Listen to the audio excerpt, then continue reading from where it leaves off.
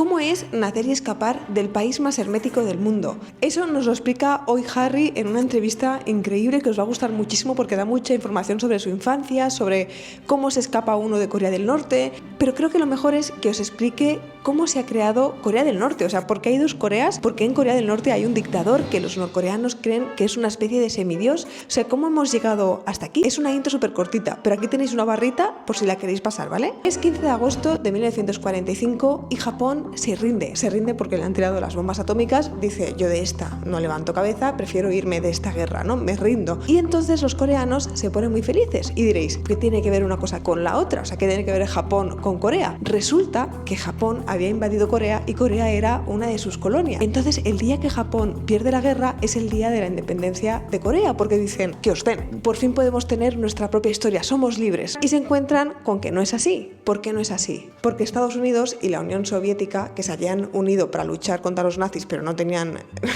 nada en común, ¿no? Su ideología, habían llegado ya hasta Corea y dicen, yo creo que Corea todavía no puede ser independiente, necesita que le ayudemos, ¿sabéis? Vamos a estar aquí un tiempito y vamos a ayudarle. Como la Unión Soviética, ya sabéis, ideología comunista, había entrado por el norte y dicen, bueno, los señores que nunca habían estado en Corea cogen un mapa en Estados Unidos y dicen, bueno, pues mira, esta línea de aquí, que es el paralelo 38, la divido así.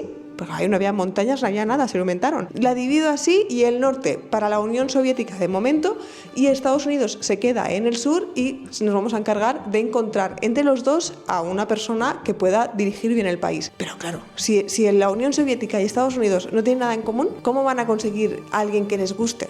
¿No? A los dos. No pasó. Esperad que la cámara me sigue, me hace ilusión.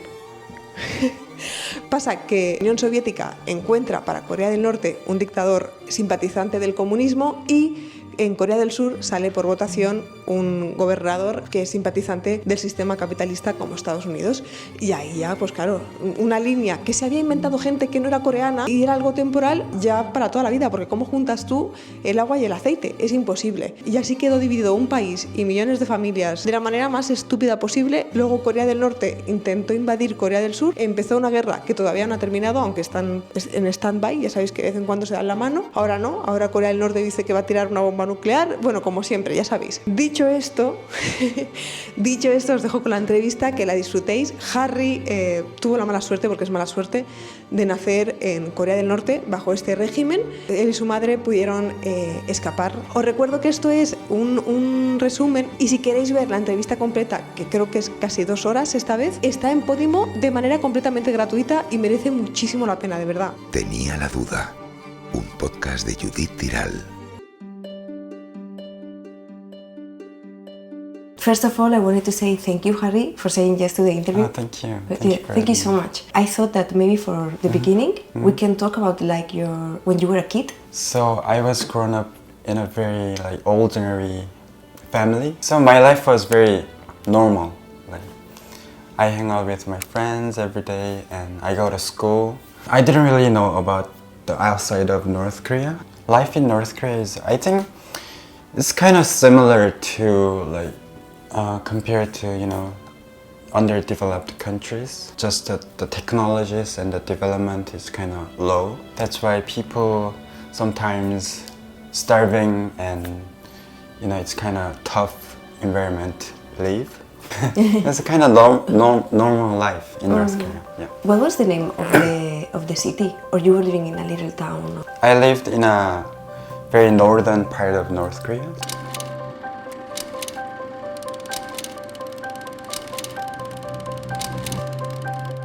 So the weather is so cold. The city is Hamgyong province. I cannot say the specific city area because If you say the specific, will you be in trouble or? I think there's a kind of possibility if they watched my video. For me, if I don't say the city name, maybe it's gonna be okay because my face is kind of changed and I grow more, so people is not gonna really recognize me. Since I don't say my specific, hometown or family name, it's gonna be okay. Your city had, was it pretty to look at it? Did you have museums, sculptures, or not? It's not really well-made city. So if one of the Kim family coming to our city, they're gonna decorate the street and decorate the building. They make buildings, new buildings, for showing show to the Kim family.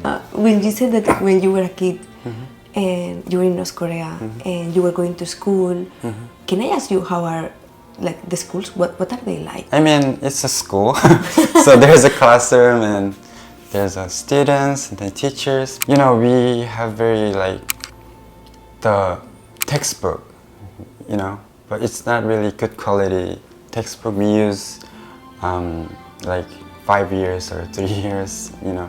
Oh yeah, it's the same textbook every year? Yeah. So it's if there's a 10th subject, we get only like 4 or 5 textbook. So we borrow from other friends. Ah, okay. So it's very not good environment for students. And if you want to fix something in the classroom, we have to do it and we have to pay it. So there's no system the government offer to school.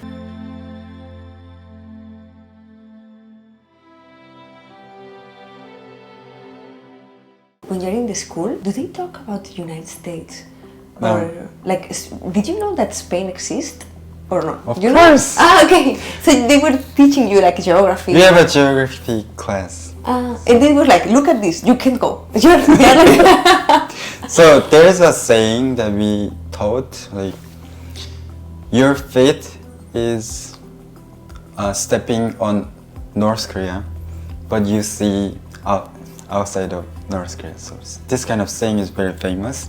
So even if you cannot leave North Korea, you have to know all around the world. Really, you cannot move, but you have to study about outside of North Korea. normal classes, like geography. I think it's all about like soccer. Oh, like Messi. Yeah, something. But you can watch soccer? No. In North Yeah, we Korea? can watch soccer. Ah, yes. So they don't really making bad image of European culture because we didn't really connection. We didn't have a connection, so they don't really filter the information. Or we watch the soccer videos, like Olympics and everything. But sometimes Japan, you know, United States, South Korea, they are very kind of sensitive about showing these 3 countries. You want to fight the sworn enemy, Americans. What if I told you I'm an American? Do you want to shoot me too? Yes. Maybe you can watch a Barca soccer thing, but you can't watch a Korean drama or listen to K-pop, no? It's very strict, but we still watch.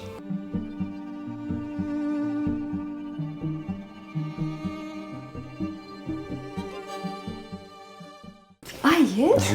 So you know that, so people from North Korea know what was like in South Korea, they have different clothes, different, what kind of subjects do you have in school? So you study history in school, right? But there's a 2 more subject about history. It's about the Kim family. So there's a history of the grandfather and the father. I don't know now if there is a Kim Jong Un's history, but yeah. When I was there, like we studied 3 subjects about Kim family. Kim Jong Un, they teach you that he's like a kind of like a god or not? They don't use exact words God, but mostly it's very same with like Bible. It's not realistic story. Like one of them was young, like 5 years old. Like he ride a horse, something like that. So it's very unreal and it's really hard to believe, but people just believe it. Like Your parents, did they believe that? Or when you are in the house, you are like, you know what I mean? There's a group, like some people, they really like trust them, but some people, they're just pretending. So it's very, it's about your life, because if you do that like in public, like you're gonna be arrested. Even your family is gonna be in jail because of that. So that's why we are really careful about saying about that. We need to have very strong relationship if we want to talk about it. Do you think people in North Korea know that they are living under the dictatorship? We call them like the guider, like who guide the way.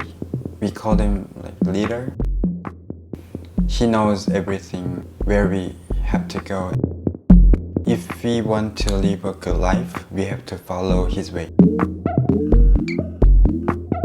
We cannot say that he's a president or king or God, but like guider, like, who knows the way. And you think that people deep inside were thinking, but he's a dictator, or not? I think they know he's a dictator because they just, grandfather, dad, and grandson.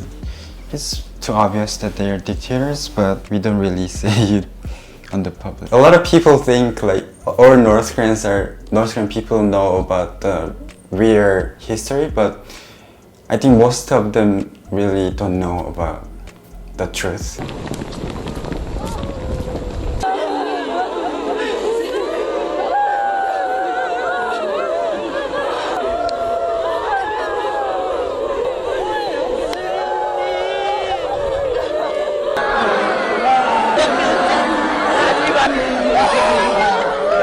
So they just live like that.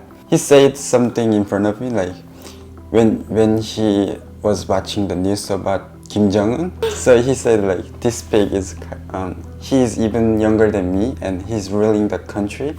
I got really offended about him because I was like, oh, I have to trust him. Like he's the only one. Like, is it true that that they go around with cars and with messages like Kim Jong Un is the best one, Kim Jong Un is amazing? Is that true?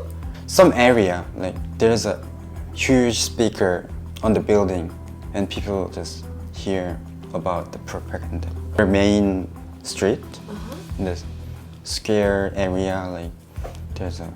All the time? Like going on? I mean, morning to afternoon. Wow, and people are there like, listening? No. You don't really care. Okay, you just It's go like, by. Yeah. It's just, normal life.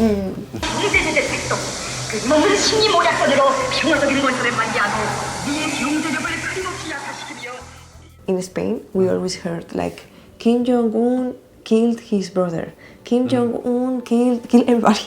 Those news, they arrived to the people in North Korea, or you didn't know? Only news channel we have is only one from the government. We don't have an individual journalist in North Korea, so we cannot get the direct information. So it's always filtered by the government. And in that channel, what do they talk about? They only talk about the positive things. So they're not gonna tell about the real information, but we heard through people. So it's not really fact information, but it's kind of rumor. So having a brother in another country, like Kim Jong-un's brother, is also a secret. They don't really tell people about Kim Jong-un has a brother. So it's also a secret, but when I was in North Korea, people are talking that he has a brother in another country. Do you think it's changing? I know that before they were giving like food for everybody, no? Like a racionamiento. Yeah. But they stopped doing that, right? So it's not like socialism anymore. Like you have to work and pay for your own food, right? That's like maybe 30 years ago. Oh. Like it's 1994, the year everything was stopped. You ever hungry? So that was when my mom came to jail. For 2 years, like my two sisters, they were like a week without my mom. So they don't know how to get money and how to survive. So we only ate like corn. We called it corn rice. You crush the corn and make a rice. And there's still people who are starved to death on the street. Like if you get some kind of illness or if you cannot work, there's no insurance and everything. Yeah. And the hospitals are good. When I came to South Korea, I was like, oh my god, like everything is so different. Do you remember the first time that you arrived to China? Everything was very different. Like, you know, people just wasting food. We have a culture like you don't have to, you cannot waste food because farmers working so hard. So that's why we have to be appreciative. Got a kind of culture shock. You know, the buildings and everything is very different and a lot of lights on the street. For us, like, we don't really have electronics in our country, so it's very limited. But I think I also thought that it's kind of wasting Wasting energy. because we didn't have it. So that's why, what if we can share the electronics to our, you know, North Korean friends? So you are used to share everything, no? If we don't share, it's really hard to survive because sometimes you don't have a food that you can eat on the day. So you have to borrow from the neighbors. And everybody shares? Yeah, you share this time and you get it next time. So this kind of culture. When was like the turning point? Like, when did you think, this is not, I have to escape? Actually, I didn't escape by my own decision. I followed my mom, so I didn't even prepare about leaving North Korea and my friends. So I didn't say goodbye to them. But the turning point was when I came to South Korea during the history class, and I realized, you know, Korean War. Actually, like, we thought that in North Korea, like, South Korean people started the war, but actually, in fact, North Korea has started the war. Why did your mom want to escape? My mom has a family, some family member in China, so she often go to China, like, and then she has a connection in China, also like South Korea. During the war, there's a people who separated, you know, North and South. My mom's job was helping them to be connected. So when you go to border of North Korea, you can use Chinese cell phone, so you can call outside of North Korea. So your mom was going out, trying to get a cell phone and trying to help people from North Korea to get in touch with people. Wow, your mom is amazing. Yeah, actually, she is really professional about this kind of field. But then she got caught. So we usually don't use passport to go China. So we just cross the river without any, you know, identification. So when you caught, you have to go to jail. So something like that. My mom went to jail like for about 2 years. My family had a very tough time because we didn't have our mom. So that's why we escaped, and there is no going back to North Korea. So. And when that happened, what did the police, like, did they go to your house and ask you, like... When you committed a crime in North Korea, they often come to your house and check everything. So yeah, some people are spying us. So she knows the secrets, you know, in the border city. So she knows the people who can help us. So that's why we were trying to cross the river. But then every policeman in the city was trying to find us, and you know, there's wanted posters on the street, and our pictures are on the street, and so we couldn't go outside in a day. So we moved another city, and then we can finally escape North Korea.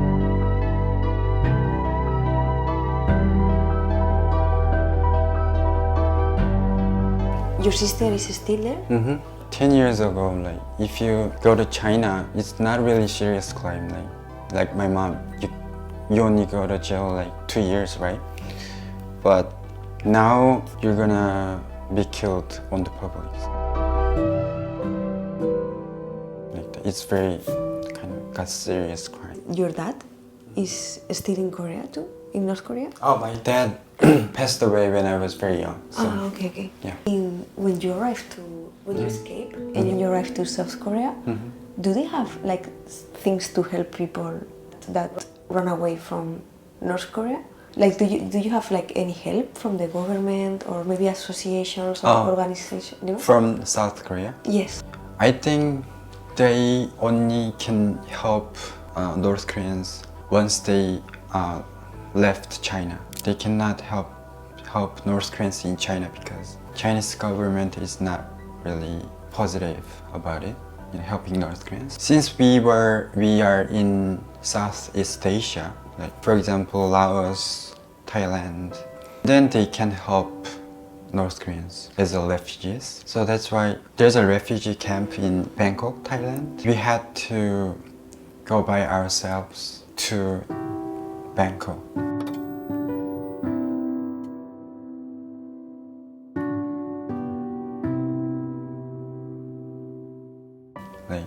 And then South Korean government can help us find the freedom. So we have to go very long journey. So you went from China to Bangkok? Yeah. And there you stayed in a refugee camp? Mm-hmm. What was it like? So actually, as a North Korean, I didn't really see a lot of foreigners. I mean, oh, of course. Yeah. When was the first time you see a white person or a black person? Yeah. So actually, I saw someone when I was on trip like in North Korea. I saw some tourists in the bus, and that was my first image. And then I thought like, oh, they're so tall, and then so everything, this kind of images. But then in the refugee camp, very diverse people, like of course white people, black people, and very diverse, people. And I was so overwhelmed. I mean, they're so tall, and I was so little at the moment, like teenage. So the weather was so hot, so people they don't really wear clothes. They are strong. Yeah, and I was so like, oh my god, like why they're so like giant. Yeah, you thought they were like huge. Yeah, huge and sometimes very hairy. Yeah, so but it was really good. But they are nice, For how long did you stay there? I think I was in Thailand for about 3 months. And then directly to South Korea? Yeah. And when you arrive here, how does it work? Like they come to pick you up. Wait, you fly from China to Bangkok? No, I follow the brokers and we use cars and walking through the mountains and with river, there's a river between Thailand and Laos. I don't know the name, but it's very famous for elephant, not alligator. So we have to cross the river, and there's some people who died of the process.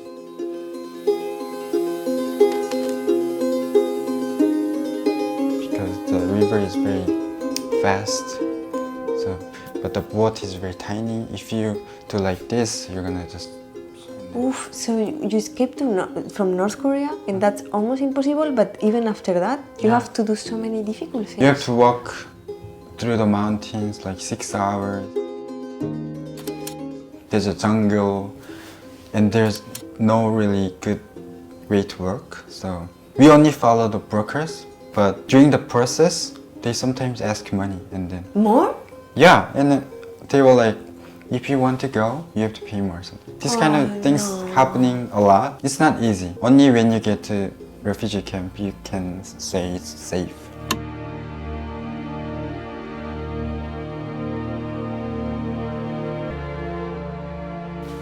When you arrive to Seoul, how does it work? Like somebody comes to pick you up from the airport and they take you to a social house or something? Yeah, they took us right away when we landed in Tenía airport, and then we go there's a Korean FBI something.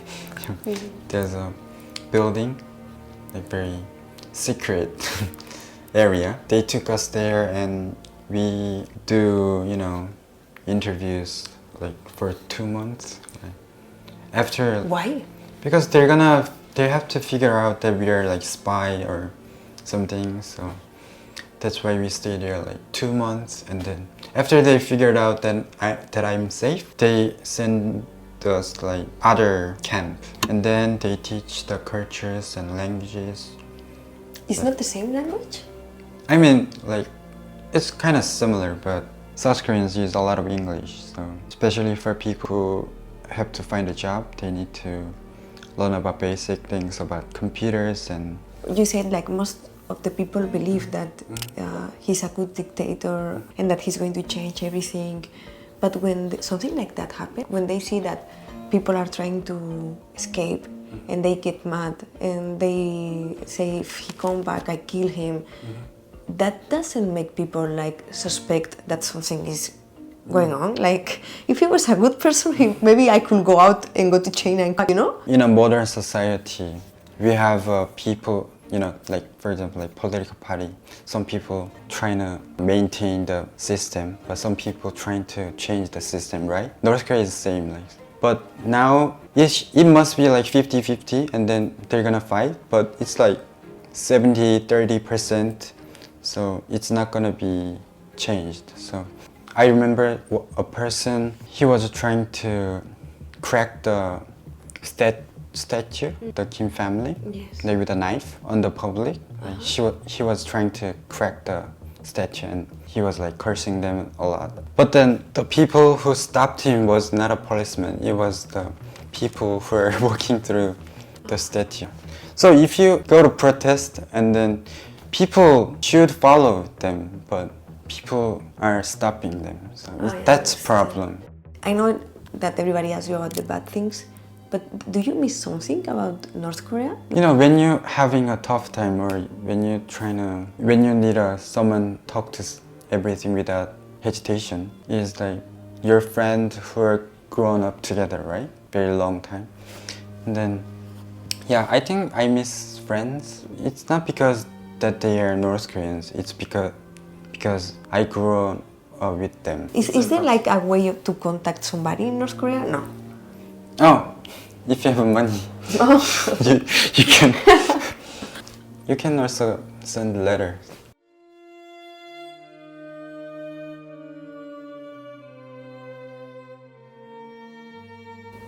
I got a letter from my niece, my sister's daughter.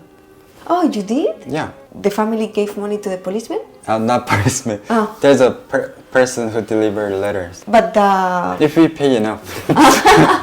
Can I ask, just for curiosity, how much is enough? Like, how much do they ask for? So, you cannot really ask only letters. You have to ask them like with sending money. So, you send money, some amount, and then you can ask extra about, you know, getting letters. I think it was like $100. Did you? I don't know if it's normal here. Like in Spain, everybody goes to therapy all the time. I go to my therapy every week. Is it normal here in Korea to go to therapy? I mean, mental health therapy? Yes. Oh. Did you go? Because it's heavy, eh, what you went through? Yeah, I think like even like 10 years ago, it's not a thing, but now it's getting better about mental care system, especially for North Korean people. I think I needed 10 years ago, but now I'm fine. Because like even like 7 years ago, I got like panic attack when I go to public, especially in the subway or during the exam. I couldn't breathe like sometimes, and then especially in the subway, I sometimes have to get out of a train because I couldn't breathe, and so that was kind of problem at the moment. But I was so busy to go to school, so I couldn't. There's one question that I always ask the people that I interview. That is that if you had the chance to see yourself when you were a kid, and you could say something to you, like a life lesson or advice, what would you say to yourself? Showing your feelings. Yeah, I think that would be what I want. Ah, that's beautiful. Yeah. When I was young, like actually my family is not really normal family, so I didn't have a father, and so I sometimes have to be very careful about doing something, because when I fight with some friends, like their father just came to me, and you know, this kind of things makes me so small at the moment. Because like North Korea society is very like, there is no sex equality. So mostly like man has more power. Oh, something like so that. your mom couldn't defend you. Something like that. if you don't have a guy, like man, who protect your family, mostly it makes me so small. And then when I fight with someone, like I can be a trouble for my family. So I tend to hide my feelings, and my two sisters were busy with their boyfriends. And my mother was busy to work. So I was kind of alone. So I sometimes used to live with my mom's friend's house and my neighbors, and my teenage years were not very stable. So I always have to see people's reaction when I'm eating, and everything was so kind of tough. So it became my habit since now, because now I'm still don't know how to angry to people. I don't know how to fight or something like that. This kind of habit is really hard to change. When there's a time that you have to say something directly, even if it ruined their feelings, but I cannot say that until now. So you are scared of conflict. Sorry? You avoid confrontation. Yeah, even if I say something to them and I told them that I'm angry, but they don't take it as a serious problem. So that is very tiring. So I wanted to tell him when I was 10, you need to learn about express your feeling. Oh, I asked to you so many questions. I'm so sorry. It feels like very short time. It was fun. Yes, or it's because you are not saying your. Huh? You think so, or it's because you are not saying what you really think? Suddenly, the world I used to know, I see it differently. You woke me from a dream, now here's reality. Baby, baby, you are really hurting me. 'Cause